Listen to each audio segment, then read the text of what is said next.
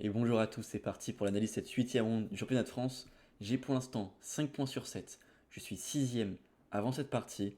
En cas de victoire, je rentrerai quasiment dans le top 3. Match nul, je resterai très bien positionné. Et en cas de défaite, ça risque d'être compliqué pour la suite. Mais j'ai les pièces blanches contre David, Lacan russe, Maître Feed, 2369, champion du monde, moins de 10 ans. Le seul joueur qui est surclassé dans ce tournoi, je crois qu'il a 12 ans. Il fait quand même le championnat de France. Moins de 20 ans, il ne fait pas sa catégorie habituelle car il est juste trop fort pour son âge. Il a plus d'élo, j'ai les pièces blanches, on a pariement vers 20 h la veille, la partie est à 14 h 30. J'ai le temps de me préparer.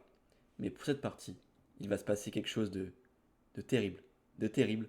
Euh, et je m'en veux énormément. La veille, toute la semaine, on n'est jamais trop sorti. Bon, en fait, on était à 15 minutes en voiture du lieu du tournoi, du centre de la ville. Donc, bon, on pouvait pas faire grand chose de toute façon. Et pour le dernier soir, j'ai essayé de rester un peu plus longtemps, tout en restant très raisonnable. J'avais décidé de rentrer aux alentours de minuit. Bon, voilà, le matin, je me lève à 9 h, tout va bien. Donc, c'est pas forcément ça qui est très grave. Ça, jusque-là, tout va bien. Mais le problème, c'est qu'on sort avec les autres en ville, on se pose un peu, tout ça, tranquillement. Rien de spécial. Et il est minuit, il est l'heure de rentrer. Et on ouvre Uber, l'application Uber, donc les taxis. Il n'y a plus d'Uber dans la ville de Vichy. Tous les autres jours, quand je rentrais des fois en Uber, truc, il y avait tout le temps plein de Uber. Il n'y a plus de Uber, il est minuit. On est à 15 minutes en voiture, on est à 10 kilomètres de chez nous.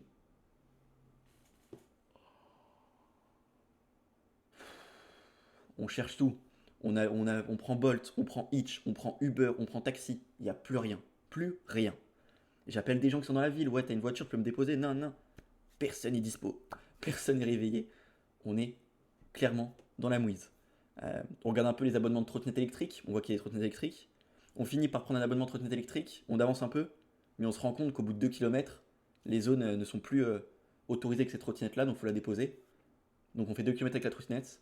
Il est peut-être minuit 30. Et il nous reste 8 kilomètres à faire à pied. Il n'y a pas d'autre solution. Et donc on marche. On marche, on marche. Et au bout d'un moment, je me perds. Ah, c'est digne des plus grands films d'horreur, hein. Là, vous n'êtes pas prêts. J'étais avec Ali et Imad. Et Ali et Imad, avec leur trottinette, ils sont allés un peu plus loin. Et ils m'ont dit, ouais, je t'attends là-haut. J'arrive là-haut, je les vois pas, je les appelle, bam, plus de batterie, tac, tac. Je suis à 8 kilomètres de chez moi. Minuit 30. Pour ceux qui étaient à Vichy, vous savez que la campagne à côté, c'est vraiment, c'est la forêt. Je suis à 8 kilomètres dans la forêt. Je ne peux pas faire autre chose que marcher. Il me reste 10% sur mon téléphone. Oh là, je me dis, oh, c'est la galère. Donc là, je commence à appeler Ali, tout ça. Il a plus beaucoup de batterie. Il me répond. Il me dit, ouais, en fait, je comprends pas ce qu'il me dit, tout ça. J'ai mon GPS. De toute façon, il me reste 10%. J'essaie d'apprendre le trajet par cœur. Au cas où si j'ai plus de batterie. J'avance, tac, tac. Je finis par les retrouver un peu, mais pas tellement. J'arrive dans une forêt. Et là, j'entends des bruits, mais que j'ai jamais entendu de ma vie. Oh, des bruits de fou. J'entends des trucs à quatre pattes. Je sais pas c'était quoi comme animaux. Je préfère pas savoir. Ça faisait des bruits de fou. Carrément, je décide de faire demi-tour et de prendre un chemin plus long, mais au moins c'est pas trop la forêt. Oh, c'était terrifiant. Et je finis par rentrer chez moi, il est 3 h 10 du matin. Oh là là, mais cette soirée, j'ai jamais eu autant peur de ma vie, je vous jure. J'ai oublié plein de trucs, je peux pas tout vous raconter comme ça, mais c'était vraiment terrifiant, totalement terrifiant. Mais du coup, voilà, je rentre, je me couche rapidement. J'essaye de me lever maximum à 10 h le matin. Je suis un peu fatigué, mais il n'y a pas de choix, faut que je me prépare. Et pour cette préparation, vous allez voir ce que j'ai préparé juste avant. N'hésitez pas à liker la vidéo, vous abonner à la chaîne si ce n'est pas encore fait, et mettre un petit commentaire. Et malgré le fait que j'ai du mal à me réveiller, je me motive, je me réveille, petite douche, je me concentre et j'essaye de faire ma prépa. Je vois qu'ils jouent quasiment que des Siciliennes cavalier C6, c'est-à-dire E4, C5, cavalier F3, cavalier C6. Et je décide de préparer ça et de venir jouer. Non pas ce que j'ai l'habitude de jouer, c'est-à-dire des Siciliennes ouvertes ou des Kia, ni l'un ni l'autre. Je veux totalement le sortir de sa prépa. Et je décide de jouer une Rossolimo. Une Rossolimo, c'est une ouverture que je jouais jusqu'à, je crois, 2021-2022. Et j'avais arrêté tout simplement parce que j'avais des très mauvais résultats avec cette ouverture-là. C'était pas fait pour moi. Mais pour cette partie, j'ai vu qu'il jouait deux lignes sur la Rossolimo. Et les deux lignes, en fait, j'avais des lignes hyper intéressantes que j'ai préparées. Et je me dis que s'il joue vraiment ça, ça va se passer très très très bien. Mais ici, il ne va pas jouer ce que j'ai préparé. Au bout de seulement 3 coups, il me joue E6. Et je n'ai pas eu tout l'habitude de jouer la Rossolimo. Je connais donc plus rien. Ok, bon, vous voyez le temps de la pendule, donc on est retransmis. On a l'échiquier numéro 4. Partie hyper importante, hein. En cas de victoire, je jouerai pour le podium la dernière ronde. En cas de match nul, je peux encore jouer pour le podium, mais ce serait très dur car je devrais gagner la dernière avec les noirs. Sûrement contre un joueur à plus de 2400. Donc l'objectif, c'est vraiment de gagner celle-là. Pour ensuite essayer de viser le match nul à la dernière. En cas de défaite, je jouerai plus rien du tout. Et je me dis, mince, putain, mais. Lui, il a l'habitude de jouer ce genre de setup. Moi, je connais pas du tout. Et je me dis, en fait. Bon, là, je réfléchis vraiment comme quelqu'un qui n'a aucune connaissance de l'ouverture, hein. Je réfléchis vraiment juste avec mon cerveau. Et je me dis que si j'ai fait fou B5, qui joue E6, si je joue petit roc, il jouera cavalier GE7. Et je me dis que si je suis venu en B5, c'est potentiellement pour prendre le cavalier et de donner la paire de fou contre une mauvaise structure, peut-être. Mais du coup, si je joue cavalier GE7, je pourrais plus prendre. Donc là, je me dis, il y a deux options. Soit je prends le cavalier avant, soit je fais ça. L'idée, c'est plutôt de faire tour E1 et quand il va m'attaquer, peut-être de revenir en F1 et de venir jouer avec C3D4. Mais étant donné que j'ai aucune connaissance, ça paraît un peu plus bizarre. Et donc, j'ai préféré jouer plus tranquille. Je fais fou prend C6. Il fait B prend. Et maintenant, pareil, je réfléchis un peu. Est-ce que je dois rocker? Est-ce que je dois faire autre chose? Je décide de rocker. Bon, il joue ici cavalier E7. Et en fait, après la partie, j'ai vu que à partir du moment où je prends C6, ici la meilleure variante, enfin la plus intéressante peut-être en tout cas, c'est peut-être de jouer avec D3 et sur cavalier E7, de jouer avec dame E2. Comme ça, quand il fera cavalier G6, on pourra jouer H4, menace H5, force quasiment H5, et là on joue avec E5. Et là la position elle est bien bordélique. De mémoire, faut qu'il joue des trucs en mode F6 ou D5, D6, ce genre de choses pour casser le centre. Mais donc la structure est très bizarre, position assez surprenante. Mais du coup, je connais pas du tout et j'essaie juste de rocker. Il joue cavalier E7, je joue tour E1 et il me joue cavalier G6. Ok, je vais jouer D3. Il joue fou E7, il se développe. Et je finis par jouer E5, qui est le meilleur coup parce que je me dis que si je joue pas E5 et je continue de me développer, il va venir jouer E5 lui-même et j'ai l'impression qu'il a un très fort centre et qu'il pourra petit à petit peut-être jouer pour une attaque sur mon roi, contre-attaquer, peut-être jouer avec F5 carrément, plus tard ça peut exister, avec D6, E5, F5. Donc je préfère jouer E5 moi-même. Je me dis que si je joue avec D6, il aura deux pions très très faibles. Et si je joue avec F6 plutôt, c'est d'ailleurs la partie. Je vais juste venir jouer avec Dame 2. Et s'il vient échanger, ça va, j'ai l'impression que cette position là elle est plutôt ok pour moi. J'ai une dame qui est centralisée. Il a la paire de fou, il faudra pas trop ouvrir la position. Mais ça n'a pas l'air dramatique. Il joue ici petit roc. Je joue cavalier 2. Je sors mes pièces. Et ici, pareil, je m'attends à qu'il finisse par prendre. Mais il ne prend pas. Et il me joue Dame 8. Je me dis alors Dame 8, c'est quoi l'idée? Si je joue un coup lambda, c'est peut-être de coulisser avec la dame, mais s'il fait pion prend, je fais cavalier prend, dame prend. Peut-être c'est pour faire dame F7 ensuite, venir jouer sur ce pion en F2. Ok, ouais, il veut passer la dame vers le roi. Bon, de toute façon, je vais pas venir prendre moi-même, donc on continue le développement. Cavalier C4, je place mes pièces. Il finit bien par prendre. Je reprends le cavalier C, je vais pas ouvrir la colonne F sur mon roi. Et il me joue ici D6. Il me joue pas cavalier prend. Mais là, je me dis, mais ce D6, bon, ça me force cavalier prend forcément. Parce que si je repars avec mon cavalier, il va pouvoir jouer E5. Et là, on voit que la paire de fou va rapidement s'activer au niveau de mon roi et au niveau de ce clouage qui est très chiant. Donc j'ai pas le choix. Je fais cavalier prend G6, mais ça me dérange pas du tout. Et là, je me dis, mais je peux peut-être jouer dame E4 quand même. Parce que la finale, le centre est fermé, donc sa paire de fou n'est pas si forte que ça. Ça a l'air d'être totalement ok. Et s'il refuse l'échange, bon bah j'ai une dame centralisée. Est-ce que je peux aller chercher le pion? Je sais pas. Je verrai ça après. Mais en tout cas, au pire des cas, je continuerai mon développement. Le centre, il est plutôt fermé. Dès qu'il pousse E5, il peut plus jouer D5. Et peut-être qu'à un moment, je pourrais prendre ce pion. Et si je joue plutôt avec D5, il se crée un trou sur la case E5 et un pion qui arriverait. Donc je me dis, ça a l'air d'aller. Je fais dame E4. Il fait dame F7. Et là, c'est le moment fatidique. Est-ce que j'ai le droit de faire dame prend C6? Je calcule dame prend C6, tour B8 forcément, pas le choix. Et si je repars, comment il va jouer? Dans un premier temps, je me dis, il fait ça pour fou B7. Mais je me dis, c'est pas possible, il y a dame prend E6. Donc, en fait, l'idée sur tour B8, dame E4, enfin, oui, tour B8, dame E4, c'est de venir jouer avec E5 et de venir ouvrir la diagonale de son fou. Peut-être qu'il pourra même jouer tour B4 ensuite pour ramener une tour comme ça. Et là, je me dis, oula, les deux fous qui vont s'activer, les deux pièces ici, la tour qui va peut-être se ramener comme ça. J'ai des pièces très mal placées. Maintenant, il a un fort centre, il a des cases fortes. Oula, j'aime pas du tout cette position. Donc, je ne vais pas jouer dame prend C6. Maintenant, j'ai un autre coup qui me paraît intéressant, assez dynamique. C'est ce coup fou G5. L'idée, c'est que maintenant, en fait, il a pas le choix. S'il fait rien de spécial, je vais venir prendre et j'aurai cavalier contre mauvais fou. Enfin, mauvais fou, il peut encore se l'activer, mais son fou est plutôt passif, donc ça me dérange pas tellement. Mais je me dis, ok, donc cavalier prend, dame prend F2, roi F1, mais roi H1, pardon. Ouais, mais il y a dame F5 ici. Et je me dis, dame F5, là, il arrive à tout défendre. Si je fais dame prend C6, il y aura toujours des problèmes sur mon roi. Si je fais dame prend F5, il fait tour prend F5. Cavalier prend E6. Ouais. Mais bon, ça, j'ai l'impression que il a la colonne B couverte, c'est lui qui va rentrer en premier. Le fou va être meilleur que mon cavalier. Tour fou, c'est meilleur que tour cavalier. Je suis pas vraiment sûr de ce fou G5. Plus je me dis, mais ok, mais même juste jouer tour B8. Si je viens prendre, il reprend. Ce pion, je dois le défendre, je me crée des faiblesses. Mais si je joue E5, derrière son fou de case blanche s'active beaucoup. Ouais, non, je suis vraiment pas sûr de ce fou G5. Finalement, c'était bien le meilleur coup, fou G5. Mais je fais ici, tour E2. Ce tour E2, il est pas très beau. Euh, Surtout que le plan d'adversaire, je l'ai en tête, c'est de venir rapidement essayer de mettre le fou en G4. Donc je m'enlève des cases pour ma dame, je me cloue un peu mes pièces. Mais là, j'ai vraiment envie d'envoyer un cavalier G5 ou un fou G5. Et j'ai pas envie de laisser le contrôle 2 sur le pion F2. Et jouer tour F1, il y avait un souci sur tour F1, je sais plus c'était quoi. Oui, c'est que ma tour, j'ai l'impression que je quitte la colonne qui va être importante. Tour F1, j'aimais pas spécialement. Je joue donc ici tour E2, mais il joue E5. Bon, ça c'est ce que j'avais prévu. Et là maintenant, j'ai deux coups que j'hésite encore une fois. C'est entre fou D2 et fou G5. J'ai envie de développer ce fou, mais où je le mets? Et encore une fois, ce coup fou G5, je ne l'ai pas totalement apprécié, car je me suis dit qu'après, fou prend G5. Ah non, c'est dans quel sens? Non, pardon. Encore une fois, les idées avec tour B4. Tour B8, attaque B2, B3 et tour B4. Encore une fois, j'allais avoir un problème. La tour qui allait se ramener en G4. Et si je joue C4, là, j'ai vraiment pas envie de jouer C4. On verra dans la partie que je l'ai joué plus tard sous contrainte. Et c'était vraiment pas la meilleure idée. J'ai vraiment pas envie de jouer C4 tout simplement parce que là, on peut dire je ferme le centre. Mais en même temps, j'ai l'impression que je laisse plein de faiblesses, plein de trous, plein de pions faibles.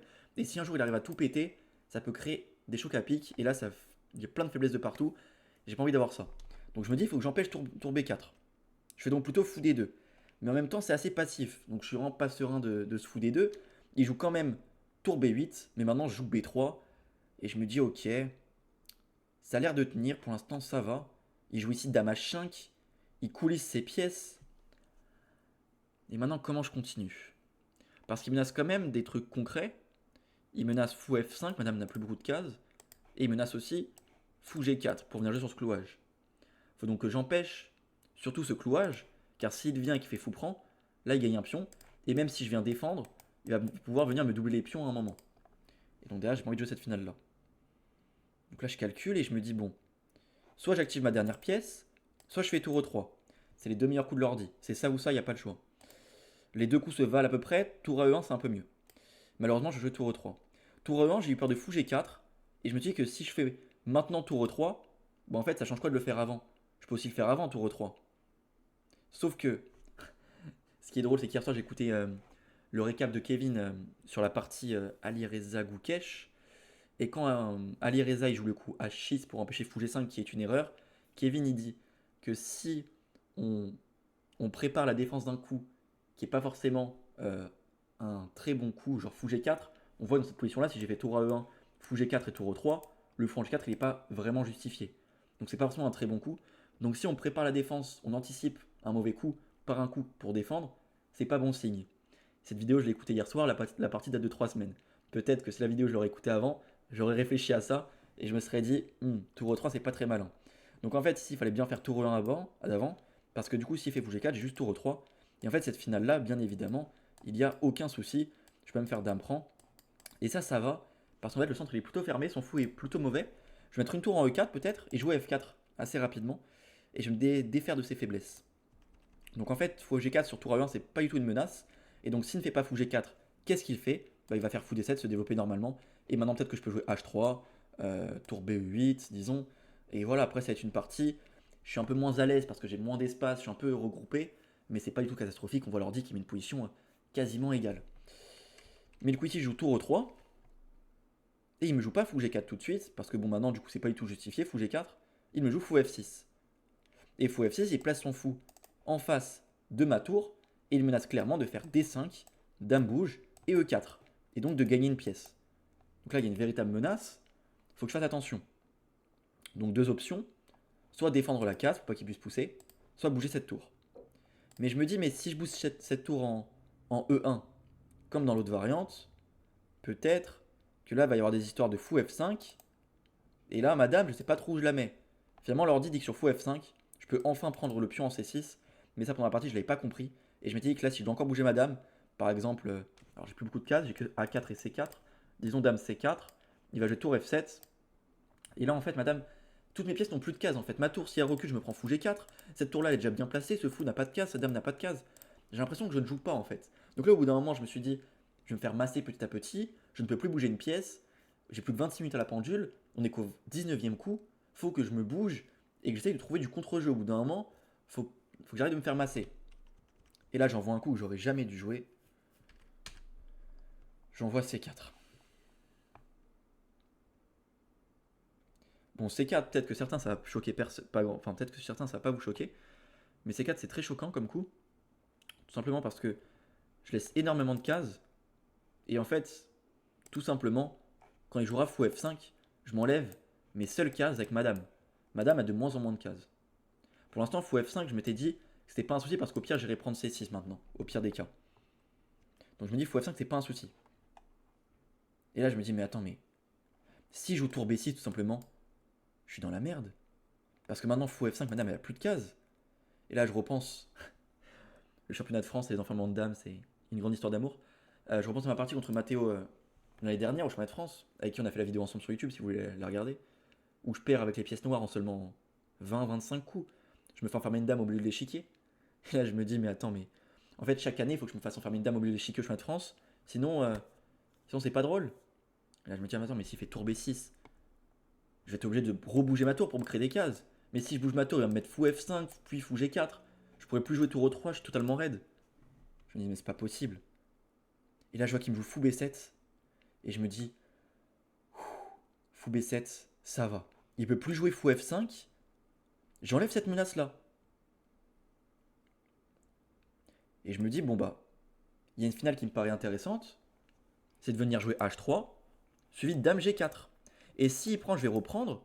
Et en fait, ce pion G qui peut paraître être une faiblesse, je me dis que je l'enverrai en G5 et je vais un peu limiter la portée de ses fous et prendre des cases plutôt importantes.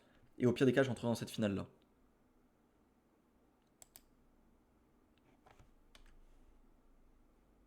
Je joue H3.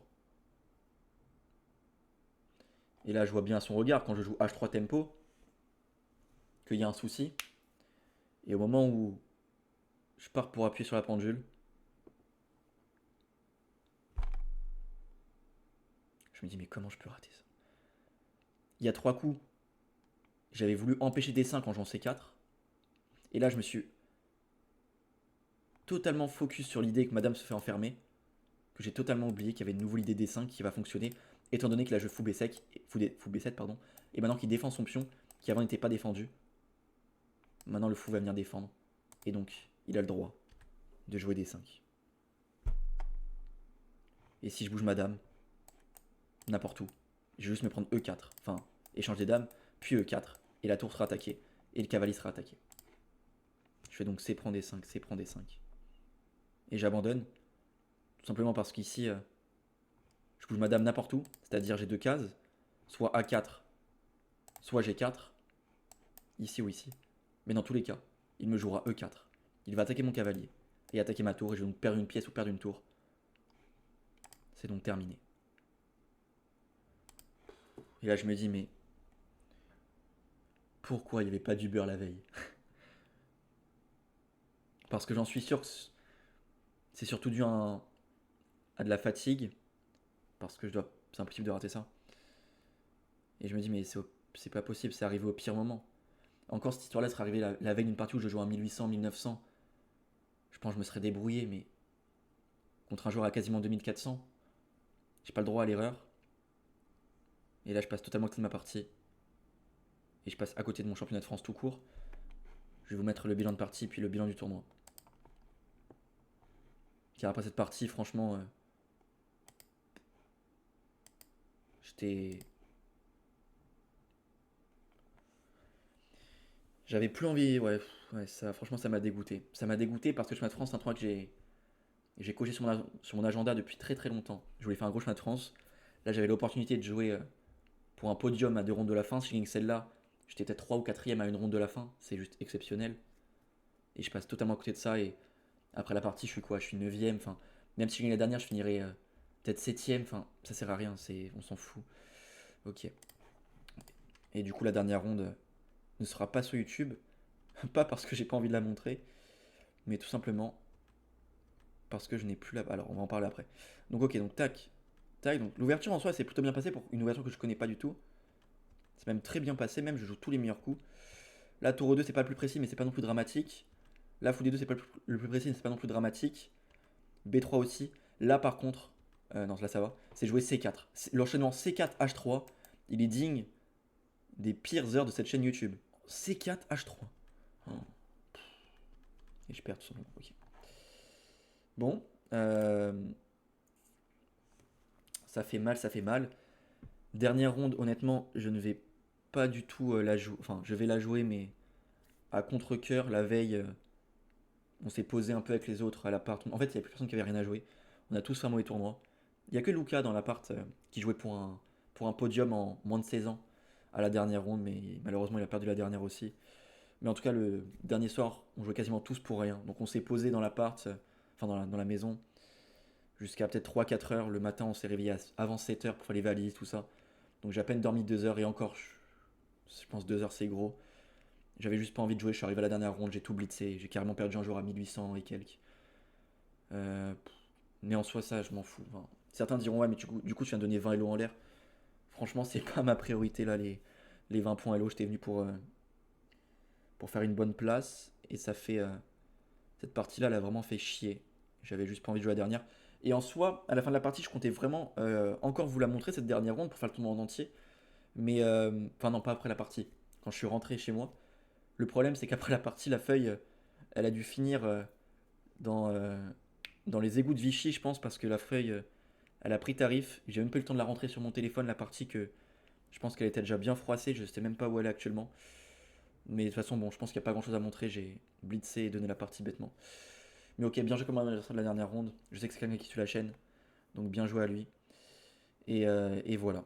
Nous, on se retrouve bientôt pour le tournoi de Cassis. Gros tournoi.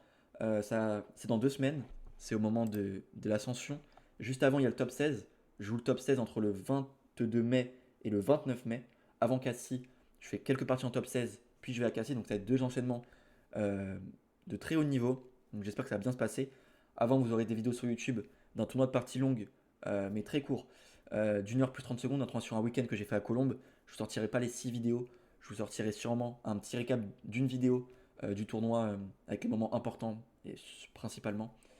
Et ensuite, il y aura aussi peut-être des petites vidéos d'un train de partie rapide que je vais faire en festival jeune à Chelles le 18 mai, donc là très prochainement, dans quelques jours. Donc voilà. En tout cas, pour le Road to Emi, les parties longues, ça arrive avec le tournoi de Cassis, le top 16. C'est les 2 échéances importantes qui arrivent, une dizaine de parties contre des joueurs de haut niveau. Il faudra être présent, car après ce championnat de France, je suis classé 2132, car après cette dernière ronde où je perds un 1800, je perds encore plein de points. J'aurais gagné la dernière, ça serait ok. J'aurais fait un tournoi à moins 0, quoi. Moins 0 plus 0. Mais là, j'étais 2157 avant le tournoi. Je descends à 2132. C'est la vie, c'est pas grave. On va arriver fort pour cet été qui sera très cardio, car j'ai fait mon programme de tournoi pour cet été. Et si je dis pas de conneries, entre le moment où je vous parle, c'est-à-dire le 15 mai quand je vous parle, et le 24 août, il y a donc environ 4 mois, je vais jouer 70, entre 70 et 75 parties longues. Donc c'est juste énorme, un gros rythme de partie, plein de vidéos qui vont arriver, avec l'objectif de progresser et de se rapprocher d'une première norme de maître international. On va faire de gros open. Pour ceux qui veulent me suivre, n'hésitez pas à venir sur Instagram dans la description. Et moi je vous dis à bientôt pour la suite.